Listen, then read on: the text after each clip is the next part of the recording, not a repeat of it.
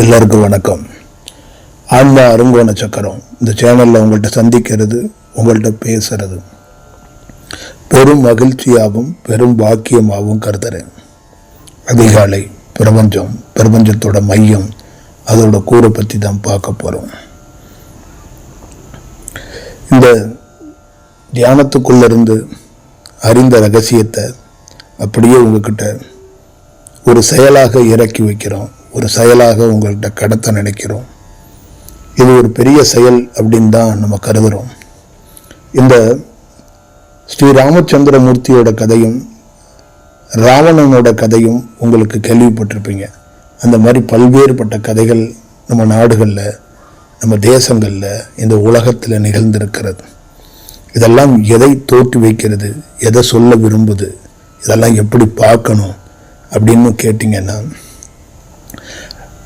அந்த செயலுக்கும் எனக்கும் சம்மந்தம் இருக்குது அப்படின்னு நான் கருதுகிறேன். என்ன அப்படின்னு கேட்டிங்கன்னா, ஸ்ரீ ராமச்சந்திரமூர்த்தி என்பவர் சக்தி, ஆற்றல். திரு ராவணன் போன்ற நிறைய ஆட்களோட செயலாக்கம் எண்ணம். ஒரு எண்ணத்துக்கும் ஒரு சக்திக்கும் பல நாள் சண்டை நடக்குது, பல நாள் யுத்தம் நடக்குது.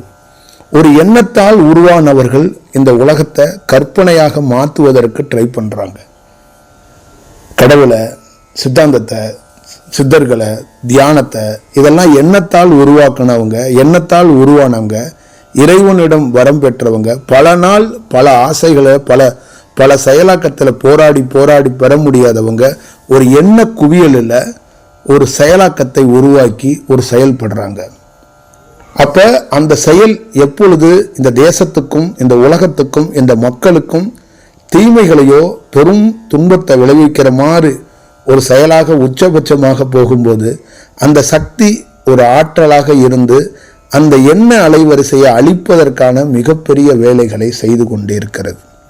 இப்போ இந்த உலகம் முழுக்க பல்வேறுபட்ட எண்ண குவியலால் உருவாக்கப்பட்ட மனிதர்கள் தான் இந்த தியானத்தை பற்றியோ கடவுள்களை போதனைகளை பற்றியோ இங்கே இருக்கின்ற ஜாதி மதங்கள் இந்த நாட்டுடைய நிறைய செயலாக்கத்தை பற்றி குவியலாக எண்ண குவியல் கொண்ட மனிதர்கள் தான் இந்த உலகம் முழுக்க ஒரு கட்டமைப்பை கட்டி வச்சுட்டாங்க.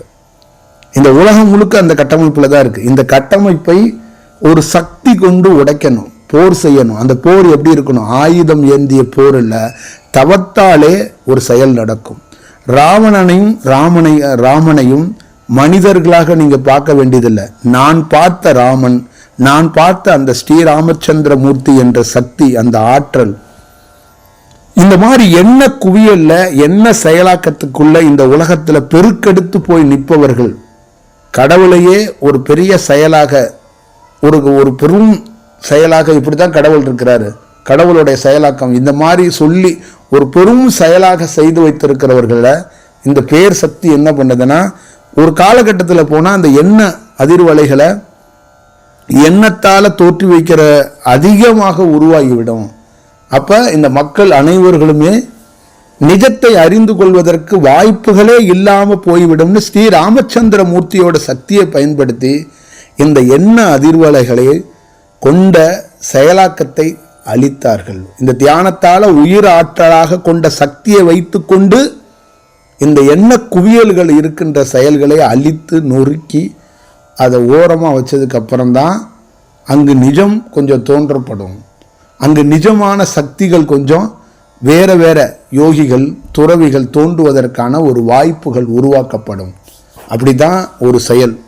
இங்கே தோன்றப்பட்டிருக்கின்ற எத்தனையோ நரகாசுரன்லேருந்து இங்கே தோன்றப்பட்டிருக்கின்ற எத்தனை கதைகளையோ, எல்லா கதைகள்லையும் சொல்லப்பட்டிருக்கின்ற மிகப்பெரிய செயலாக நீங்கள் மனிதனாக பார்க்காம என்ன குவியலாக தோன்றப்பட்ட மனிதன் கிட்ட இருந்து அவனை அந்த குவியல்களை அழிப்பதற்கான வேலைகளை தான் இங்கு இருக்கின்ற சக்திகளாக இருக்கக்கூடியவர்கள் செய்தார்கள்.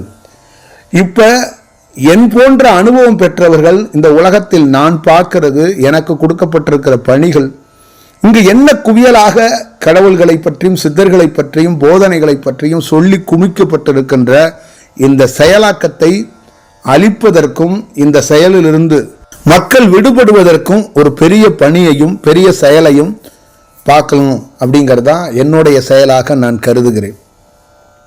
ஒரு பெரிய செயலாக நான் அதை செயலாக்கத்தை கருதுகிறேன். இந்த எண்ண குவியல்களையும் இந்த எண்ண செயலாக்கத்தையும் அப்படியே விட்டுவிட்டோம் என்றால் வெறும் எண்ணம் கொண்ட மனிதனே இங்கு வாழ்வான். கடவுள் போதனை என்பதும் சித்தர்கள் போதனை என்பதும் இந்த செயல்கள் எல்லாமே ஒரு விதமான எண்ணத்தால் தோற்று வைக்கப்படுகின்ற ஒரு செயலாக மாறி போய்விடும். ஒரு சிஸ்டமேட்டிக்காக ஒரு மனிதன் மாறி போய்விடுவான், செயலாக்கம் மாறி போய்விடும். நிஜமாக இந்த பிரபஞ்சத்தோடைய பேராற்றலுக்குள்ள இந்த இயக்கத்துக்குள்ள இருக்கின்ற பெரும் செயல்கள் எல்லாம் ஒரு செயல், அது தெரியாமலே அதை அறியாமலே மக்கள் அதை உணராமையே எண்ணத்தால் கொண்ட மனிதனிடம் இருந்தே அவனுடைய போதனையை கேட்டு அவன்தான் கடவுள், அவன்தான் யோகி, அவன்தான் சித்தர்கள், இந்த உலகம், இந்த கதை இதுதான் நிஜம் என்று பல மனிதர்கள் வாழ்ந்து மாண்டு விட்டு போயிட்டார்கள்.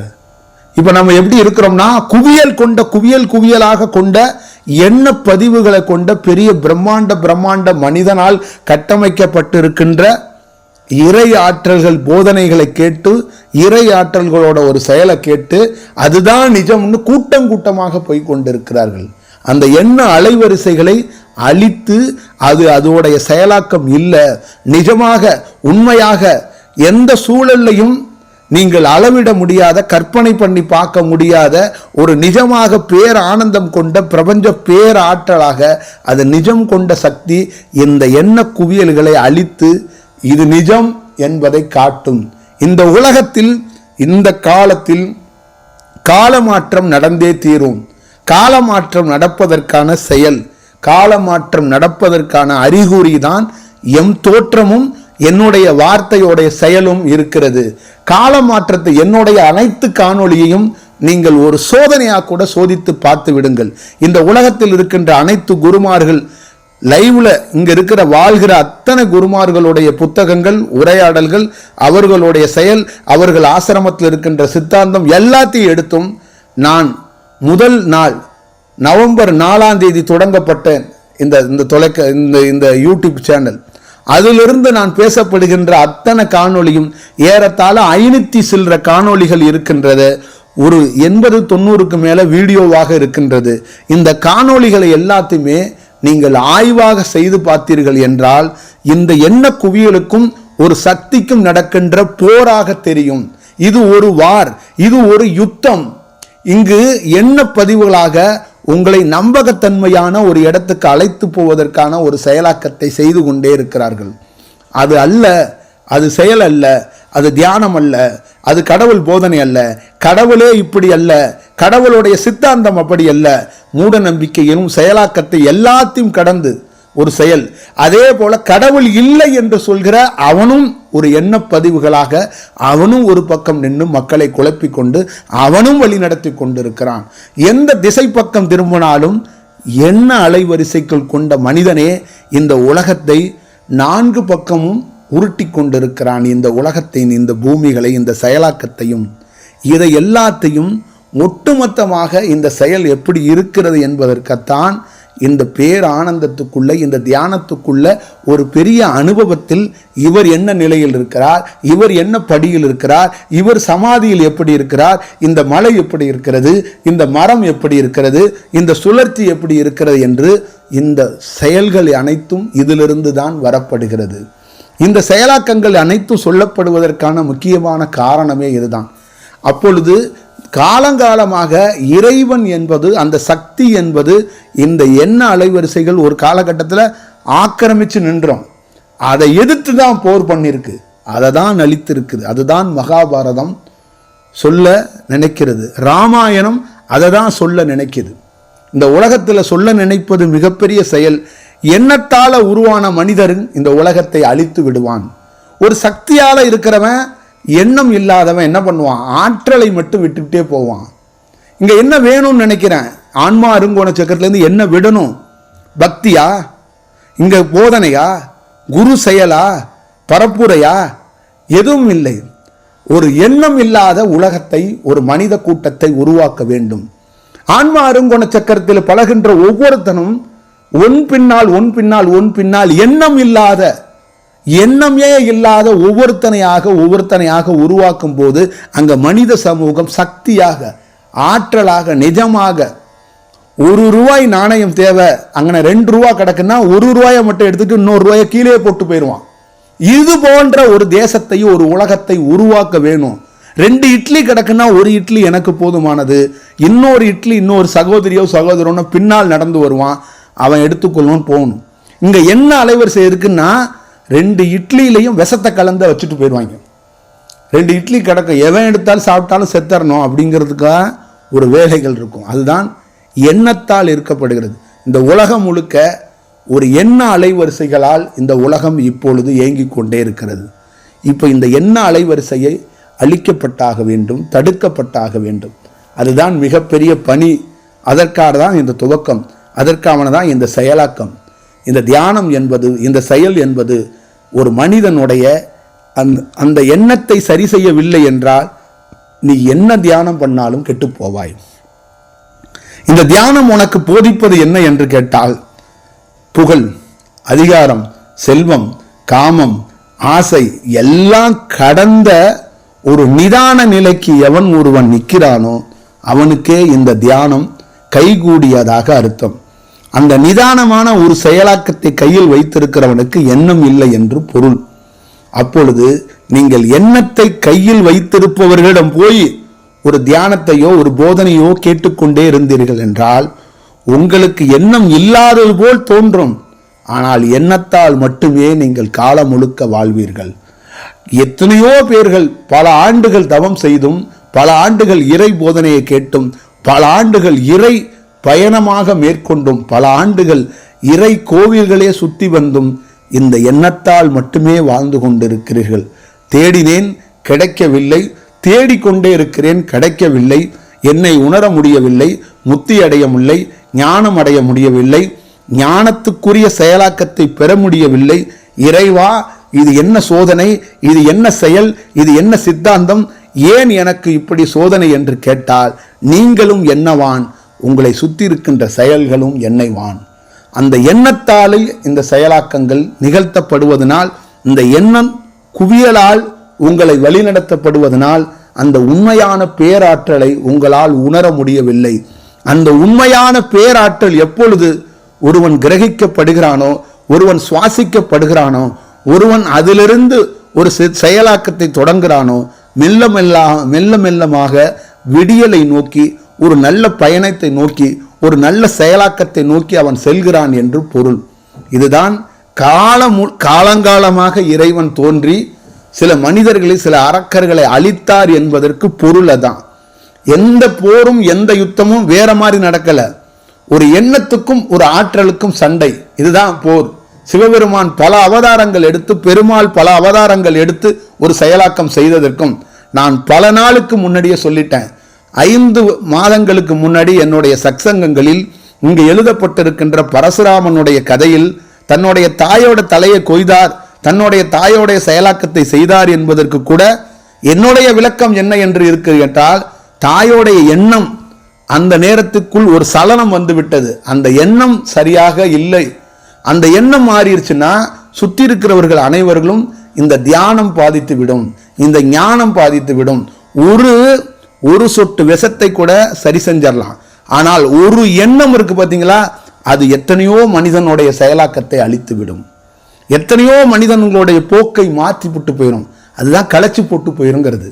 அப்ப அதற்காகத்தான் தந்தை வழியாக பரசுராமன் என்ன செய்தான் என்றால், தாய் இங்கு இருந்தால் இந்த எண்ணத்தால் தோண்டிட்டார், இந்த எண்ணத்தை சரி செய்யணும்னா தாய்க்கு விடை கொடுத்தாகணும்னு ஒரு குரு சாணத்தில் இருந்து பரசுராமன் தாய்க்கு விடை அளித்தான்.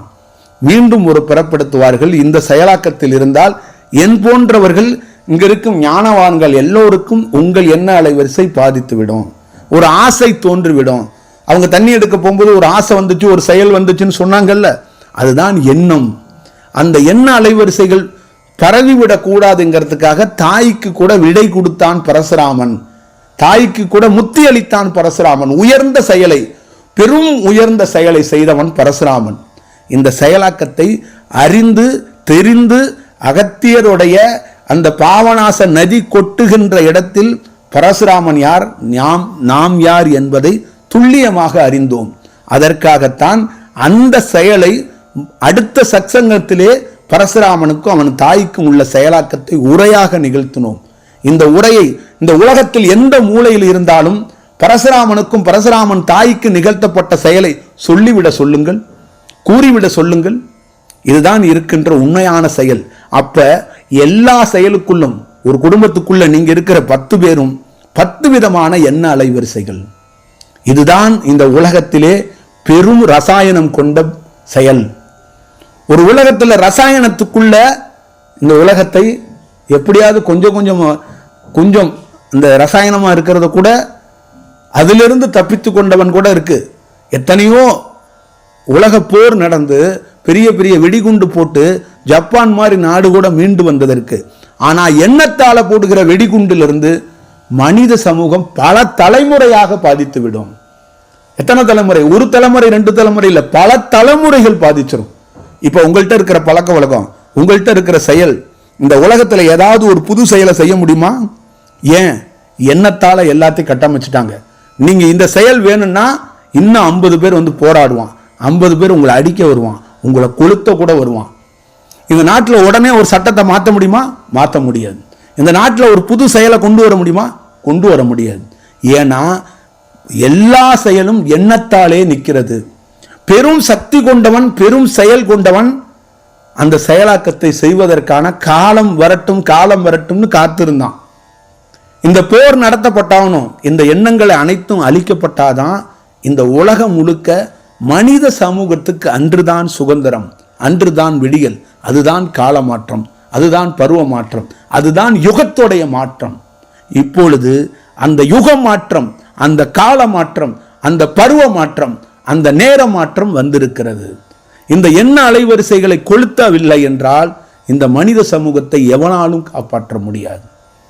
இந்த உலகம் முழுக்க இப்பொழுது ஒவ்வொருத்தன் கையிலையும் இருக்கிற போனு, டிவி, இருக்கிற புத்தகம், எல்லா செயல்லையும் எண்ண அலைவரிசை கொண்ட மனிதனால் உருவாக்கப்பட்ட செயல். எண்ண அலைவரிசை கொண்டவன் சித்தர்களுடைய செயல்ல கூட, சித்தர்களுடைய பாடல்ல கூட இவனுடைய செயலாக்கத்தை போய் பங்களிப்பை செய்யணும்னு எண்ணம் கொண்டவன் போய் எழுதி விட்டான். அவனுடைய பங்களிப்பை செஞ்சுட்டான். அதற்குள்ளேயும் கலப்படம். நான் தான் சொல்றேன், கலப்படம் இல்லாத ஒரு செயலே இல்லை. எண்ணம் கொண்டவன் ஒரு வேலையை செஞ்சானா அந்த வேலை இன்னொரு எண்ணம் கொண்டவனுக்கு தான் போய் சேரும். ஒரு யோகி என்பவன் எண்ணம் இல்லாதவன். அவன் ஒரு வேலை செஞ்சானா இன்னொருத்தனை எப்படியாவது என்ன 100% எண்ணம் வச்சிருக்கிறான்ல, அந்த எண்ண அலைவரிசையை ஒரு 20% எடுத்துட்டு வரும். அதனால தான் இந்த தியானத்தை சக்தியோடு, பிரபஞ்ச தொடர்போடு வேலை செய்யணும். பிரபஞ்ச தொடர்போடு வேலை செய்யணும். அந்த பிரபஞ்ச தொடர்புகளோடு ஒருவன் வேலை செய்யும் போது அந்த எண்ண அலைவரிசையை முற்றிலுமாக ஒழித்து கட்டுவதற்கும் எரிப்பதற்கும் வாய்ப்பு இருக்கிறது. இதை தான் நீங்கள் புரிஞ்சுக்கணும். இதை தான் அதோட துவக்கமாக இருக்கிறது. உலகம் தோன்றிய காலத்திலேருந்து நீங்கள் எத்தனையோ வரலாறுகள், கதைகளை படிச்சிருப்பீங்க. எல்லாத்தையும் ஒன்றா இப்போ ஒரு கண்ணை மூடிட்டு யோசிச்சு பாருங்க. ஒரு எண்ணத்துக்கும் ஒரு சக்திக்கும் தான் போர் நடந்திருக்கு. ராவணன் என்பது எண்ணம், ராமன் என்பது சக்தி. இதுக்குள்ள மனிதன் மாதிரி சண்டை போட்டுக்கல. நீ வேற ஒரு பரப்புரையை செய்து விட்டு போனா இந்த உலகம் அதிர்வலையாயிரும். இந்த உலகம் என்ன ஆகும்? வேற ஒரு செயலுக்குள்ள மாறி போயிடும். அப்ப சக்தியை கொண்டாந்து நான் செலுத்துறதுக்காக தான் உன்னை வீழ்த்துறேன். அப்ப எண்ணத்தை தான் வீழ்த்திருக்காரு. அப்ப எண்ணம் என்ற அந்த மாயையை தான் வேறறுத்து சக்தி கொஞ்சம் மேல் நோங்கி நின்னாதான். ராமேஸ்வரம் மாதிரி இடம் இல்லைன்னா எத்தனை மனிதன் இறந்தும் முக்தி அடைய முடியாம இருக்கனால அதுக்கு ஒரு விடுதலை அளிக்கிறதுக்கு சொல்யூஷன் யார் ஏற்படுத்தி கொடுத்தா? ஸ்ரீ ராமச்சந்திரமூர்த்தி ஏற்படுத்தி கொடுத்தாப்புல. ஸ்ரீ ராமச்சந்திரமூர்த்தி எவ்வளவு பெரிய தியாகம் செஞ்சு இந்த உலகத்துக்கு கொடுத்திருக்கிறார்னா கொஞ்சம் நஞ்சம் தியாகம் கிடையாது. கடலாக நதியாக இருக்கிற எத்தனையோ முன்னோர்கள் இறந்ததற்கு நீங்க போய் குளிக்கிறீங்கல்ல, அதற்கு மிகப்பெரிய வாய்ப்பையும் அந்த ஆன்ம விடுதலைங்கிறதுக்கு மிகப்பெரிய பங்களிப்பையும் ஸ்ரீ ராமச்சந்திரமூர்த்தி தான் இதற்கு வித்திட்டவர். அப்ப அங்க என்ன ஆகிப்போச்சு? அந்த சக்தி அங்க என்ன, ராவணன் என்ற எண்ணத்தை அழித்து விட்டு அந்த சக்தியை கொண்டாந்து அங்க கடல்ல செலுத்தி வச்சுட்டு போயிட்டார். அங்க போய் குளிக்கிற போது ஒரு பெரிய மாற்றங்களும் பெரிய செயலும் நிகழ்ந்து, அது காலங்காலமாக நிகழ்ந்து கொண்டே இருந்தது. அதுக்கப்புறம் என்ன பண்ணிட்டான்? எண்ணம் கொண்ட மனிதர்கள் திருப்பி ஒரு படையெடுத்துட்டான். படையெடுத்து அங்கு கடற்கரை வாசல்லே உட்கார்ந்துட்டு நீங்கள் என்ன பண்ணுறது, நீங்கள் போய் கடலில் குளித்து முக்தி அடைஞ்சு ஒரு நல்ல செயலை பெற்றக்கூடாதுன்னு அவன் என்ன அலைவரிசையால் உங்களை வேறு திசையில் மாற்றி வச்சுட்டான். என்னால் முடிஞ்ச எத்தனையோ பேர்களுக்கு அந்த ஆன்ம விடுதலையை அந்த பிரபஞ்ச பேராற்றலை கொண்டு ஒரு வேலை செஞ்சோம். அந்த பணி ஒட்டுமொத்தமான இந்த பணிகளை அனைத்து பணியையும் மாற்றி அமைக்கிறதுக்கான ஒரு சூழல் இருக்குங்கிறதுக்காக தான் இந்த மாதிரி உரையாடல்களோ இந்த மாதிரி செயலாக்கத்தை சொல்கிறது. நீங்கள் உலகம் முழுக்க நீங்கள் உட்கார்ந்த இடத்துலேருந்து யோசிச்சு பாருங்கள். எல்லாத்தையும் எல்லாரோடையும் எல்லா செயலையும் கம்பேர் பண்ணி பாருங்கள், படித்து பாருங்கள், யோசிச்சு பாருங்களேன். ஒருவேளை இப்படி இருக்குமா இல்லையான்னு மட்டும் பாருங்கள். இந்த உலகம் முழுக்க சக்தி எத்தனை % செயல்படுது, எண்ணம் எத்தனை % செயல்படுதுன்னு பாருங்கள். எல்லா உலகத்தில் இருக்கிற எல்லா இடத்துலையும் எப்படி இருக்குது, என்ன காரணம்? உலகத்தில் மாற்றம் இல்லை, உலகத்துக்குள்ள மக்களுக்குள்ள சண்டை, மக்களுக்குள்ள பிரச்சனை, ஒரு குடுக்கல் வாங்கல்ல, எல்லாத்துக்குள்ளேயும் ஒரு பரிமாற்றம் இல்லாமல் இருக்கிறதுக்கான மெயின் காரணம் என்ன? அப்போ அந்த ஞானம் என்பது எத்தனை சதவீதத்தில் இருக்குது, சக்தி என்பது எத்தனை சதவீதத்தில் இருக்குது, எண்ணம் என்பது எத்தனை சதவீதத்தில் இருக்குது? நம்ம வீட்டில் நம்ம தாய் தந்தை எண்ணத்தால் இருக்கிறாங்க. நாம் சக்தியை தேடி போகணுன்னா கூட அவங்க என்ன பண்ணுறாங்க, எண்ணம் கொண்ட சக்தியை வச்சு உருவ வழிபாடிலேயோ விளக்கு வழிபாடிலேயோ இல்லை கோவில் குளத்தில் முழுகிறதுலையோ இந்த சாந்தியங்கள் செய்வதில் இந்த சடங்கு சம்பிரதாயத்தில் நம்மளை கொண்டு போய் சுற்றி விட்டுறாங்க. அப்போ அந்த உண்மையான சக்தியை அறிஞ்சு கொள்றதுக்கு வாய்ப்புகளை நம்ம உருவாக்குறதுக்கு எவனாவது என்ன போல ஒருத்தர் 2 பேர் தென்பட்டா கூட அவங்க அப்பா அம்மா என்ன பண்ணுறாங்க, காலர் சட்டையை பிடிச்சி இழுத்து அந்த பக்கம் போயிடாத, உனக்கு சக்தி கிடைச்சிரும், எண்ணத்தால் இங்கிட்டு போ, எண்ணம் கொண்ட சக்தி தான் உனக்கு வேண்டும், உண்மையான பிரபஞ்ச சக்தி நீ அடையக்கூடாது அப்படின்னு என்ன பண்ணுறாங்க, தாய் தந்தைய சட்டையோட காலரை பிடிச்சி இழுக்கிறாங்க. வாடாடே, இங்கே ஒரு சிவலிங்கம் இருக்குது, அங்கே தண்ணி ஊற்று, அங்கே விளக்கேற்று, இங்கே போ, அங்கே குழி, அங்கே போய் உருளு, இந்த அங்கே போய் அமாவாசைக்கு அந்த அவுத்திக்கிறையும் மாட்டோட ரெண்டையுமே அவனே எடுத்துகிட்டு வந்துடுவான். ஒருத்தன் கோயில் வாசலில் அவுத்திக்கிறையும் அவன் கொண்டாந்துருவான், மாட்டையும் அவன் கொண்டாந்துருவான். உங்ககிட்ட கொடுத்துட்டு நாங்கள் அவுத்திக்கிறை அங்கே இருக்கு மாடு, நீங்கள் கொடுங்கன்னு சொல்லிட்டு ஒரு அமௌண்ட் வாங்கிக்குவான். இங்கே அந்த மாடு அங்கே சாப்பிட்டு நீங்கள் கொடுத்தீங்கன்னா புண்ணியங்க அப்படின்பா. அடுத்தது என்ன பண்ணுவான்னா புண்ணியத்தையும் அடுத்தது இன்னொரு இப்படியே விட்டுட்டோம் வச்சுங்க இந்த உலகத்தில். அடுத்தது என்ன பண்ணுவோன்னா புண்ணியத்தையும் வருவான். அந்த அங்கே வருங்க, அவர் காலில் விழுந்தீங்கன்னா புண்ணியம் கொடுப்பாரு, அதையும் நீங்கள் வாங்கிக்கலாம். எல்லாமே இவன் கொண்டாந்துருவான், நம்ம வீட்டிலேருந்தே கட்டி கொண்டாந்துருவான். நீங்கள் இன்னும் ஒரு 2-3 வருஷம் இப்படியே விட்டுட்டோம்னா நீங்கள் அந்த உள்ளேலாம் அண்ணாமலையார், அந்த அங்கே இருக்கிற பெருமாள், அங்கே இருக்க மீனாட்சியெல்லாம், இங்கே நாங்களே மீனாட்சியெல்லாம் வச்சுருக்குறோம். அந்த கடைகள் வெளியில் கடையெல்லாம் போட்டு வச்சுருக்காங்களா, விளக்கெல்லாம் வச்சுருக்கோம். அங்கேயே வச்சுட்டு ஒரு 10 பேர் நிற்பான். இந்த பாருங்க இங்கேயே இருக்காங்க பாருங்கள் மீனாட்சிங்கன்னு, நீங்கள் விழுந்தீங்கன்னா இங்கேயே கொடுப்பாங்க உங்களுக்கு தேவையானது அப்படின்றோம். இந்த உலகம் நீங்கள் கொஞ்சம் விட்டுட்டீங்கன்னா எண்ணத்தால் எதையும் செஞ்சுட்டு போயிடுவாங்க, எதையும் வேணாலும் செஞ்சுட்டு போயிடுவாங்க. நீங்கள் நினச்சி பாருங்கள், அப்புறம் ப்ராக்டிக்கலாக நினச்சி பாருங்கள். துண்டு அவுத்து எறிகிறான், வேட்டி அவுத்து எறிகிறான் ராமேஸ்வரத்தில், திருநள்ளாறுல, இதெல்லாம் எப்படி நீங்களே கற்பனை பண்ணி பாருங்கள். உங்கள் வேட்டியும் உங்கள் துண்டையும் குளிச்சுட்டாங்க அவுத்து எரிஞ்சிட்டிங்கன்னா நீங்கள் விடுபட்டுருவீங்களா? ஒரு செயல்லேருந்து வந்துடுவீங்களா? இந்த கோள்கள்லேருந்து விடுபட்டு வந்துடுவீங்களா? எத்தனை கோவில்களில் இந்த விளக்கை ஏற்றுறேன், பூசணிக்காய் உடைக்கிறேன், அதை பண்ணுறேன், இதை பண்ணுறேன், ஒரு செயல், அது எல்லாமே யாரால் உருவாக்கப்பட்டது? யார் இந்த வேலையெல்லாம் உங்களுக்கு சொல்லி கொடுக்கறது? ஒரு பெரும் யோகி சொல்கிறானா, தவம் பண்ண யோகி, மிகப்பெரிய கொண்ட யோகி வந்து போடா அந்த போய் இந்த விளக்கை ஏற்றிக்கிட்டு அங்கனே சுற்றிக்கிட்டுறான்னு சொன்னானா? எந்த யோகி சொன்னான்? ஒரு நேரம் காலம் இல்லாதப்போ காட்டில் போய் உட்கார்ந்து தவம் செய்யடான்னு 7 ஆண்டுகள் ஸ்ரீ ராமச்சந்திரருடைய அந்த எல்லா செயலாக்கத்துக்குள்ளேயும் காடுகளில் போய் இருந்துட்டு காலம் முடிந்தவன திருப்பி வந்திருக்காங்கன்னு தான் சொல்லியிருக்காங்க. வந்து அவங்க பரிகாரமாக என்னங்க பண்ணிட்டு கிடந்தாங்க? இல்லை நீங்களே சொல்லுங்க. அவர்கள் மனிதனாக என்ன செயலாக்கத்துக்குள் இருந்தார்கள் என்று எனக்கு தெரியும். அதெல்லாம் ஆற்றல். ஸ்ரீராமச்சந்திர மூர்த்தி, லட்சுமணன், சீதா, இவங்கெல்லாம் ஆற்றல். நீங்க நினைக்கிற மாதிரி மனித செயலுக்குள்ள வச்சு நான் பேச முடியாது. அவர்கள் என்ன செய்தார்கள், இந்த காலத்தையும் இந்த சூழ்நிலையும் எப்படி கடப்பதற்கான ஒரு வாய்ப்புகள், சக்தி என்பது என்ன? சக்தியை கூட இந்த எண்ணம் பதம் பார்த்துரும், சோதிச்சிரும்.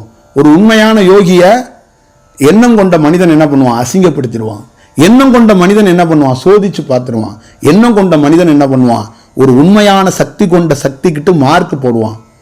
ஒரு எண்ணம் கொண்ட மனிதன் என்ன பண்ணுவான்? உண்மையான ஒரு யோகி கிட்ட ஏதோ ஒரு எதிர்பார்ப்புல உணவு கொடுப்பான், மாலை போடுவான், தேங்காய் உடைப்பான், காலில் விழுவான், பூ போடுவான், இதெல்லாம் செய்வான். இதுதான் செயல். இந்த உலகம் முழுக்க ஒரு பெரும் சுழற்சியாக, பெரும் செயலாக எண்ணம் சூழ்ந்திருக்கிறது. இந்த எண்ணத்தை தீ வைத்து கொளுத்தியா மட்டுமே இந்த பிரபஞ்சம் என்ற பேராற்றல் சக்தி ஒவ்வொரு தனி மனிதன் வீட்டுக்கும் கிடைக்கும், ஒரு தனி மனிதன் செயலுக்கும் கிடைக்கும். இதுதான் இறைவனுடைய உண்மையான சித்தாந்தம், இதுதான் உண்மையான செயல்.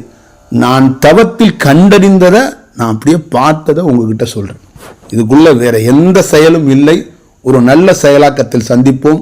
மிக விரைவில் ஒரு எண்ணத்துக்கு முடிவுரை எழுதுவதும் கால மாற்றத்துக்கு வித்திடுவதும் ஒரு பெரிய செயலாக்கத்துக்குள் இந்த மனித சமூகம் அடுத்த நிச்சயமாக ஒரு செயலுக்குள்ள இருக்கிற ஒரு செயலாக மாறும். இந்த புத்தகம் பணி தீவிரமாக நடந்து கொண்டிருக்கிறது. அதோடைய வெளியீட்டு தேதி மிக விரைவில் இருக்கும். அந்த நாள் ஒரு முக்கியமான நாளாகவும் கருதுகிறோம். அதோடைய பணியே ஒரு முக்கியமான செயல்னு நான் கருதுறேன். அந்த பணிக்குனால தான் எல்லா செயலையும் விட்டு அந்த பணிக்குள் நிற்கிறோம், அந்த பணியோடு செய்கிறோம். அந்த பணி வேற ஒரு செயலாக மாறும். நிச்சயமாக இந்த ஆன்மா அருங்கோண சக்கரத்தில் இருக்கின்ற ஒவ்வொரு உண்மையான எண்ணத்தை அழித்துவிட்டு சக்தியோடு வாழணும்னு நினைக்கிற ஒவ்வொருத்தரும் இதில் பங்கெடுப்பார்கள் என்று நான் கருதுகிறேன், நான் நம்புகிறேன். அவர்களும் இணைவார்கள் என்று. எண்ணத்தால் நீங்கள் எப்பொழுதாவது விடை பெற்று சக்தியால் உங்களுடைய தலைமுறைக்கு சக்தியை கொடுத்துட்டு போங்க, எண்ணத்தை கொடுத்துட்டு போயிடாதீங்க. எண்ணம் என்பது கற்பனை, மாயை. சக்தி என்பது காலத்துக்கும் அழியாத ஒரு செயல். நீங்கள் பார்த்துக்கொள்ளுங்கள், ஒரு நல்ல செயலாகமாக இருக்கட்டும். உங்களோடு எல்லாரோடையும் சேர்ந்து சந்திக்கிற நாள் அந்த ஆன்மா அருங்கோண சக்கரம் புத்தக வெளியீட்டு தினத்தன்று உங்களோடு அனைவரையும் நேரடியாக சந்திக்கிற தினமாக அந்த தினம் ஒரு நல்ல செயலாக இருக்கும் என்று கருதுகிறேன். நன்றி, வணக்கம்.